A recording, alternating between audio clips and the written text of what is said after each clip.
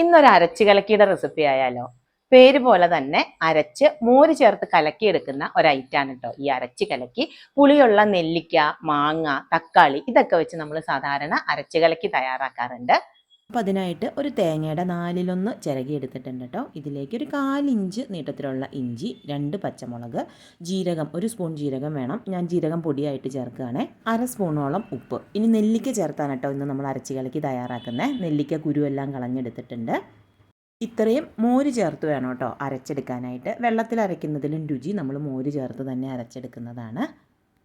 അരച്ചെടുത്ത് കഴിഞ്ഞാൽ നമ്മൾ ഒഴിച്ചു കറിക്കൊക്കെ എടുക്കുന്ന ആ ഒരു പരുവമില്ലേ, ആ ഒരു പരുവത്തിൽ കിട്ടാൻ പാകത്തിന് മോര് ചേർത്ത് കൊടുക്കാം. കുറച്ച് പുളിയുള്ള മോരാണ് കേട്ടോ ഇതിന് നല്ലത്. ഇതാ ഈ ഒരു കട്ടിയിലിരുന്നാൽ മതി കേട്ടോ കറി. അപ്പോൾ അതനുസരിച്ച് മോര് ചേർത്ത് കൊടുത്തോളൂ. ഇനി ഇതിലേക്ക് താളിപ്പ് ചേർക്കണം.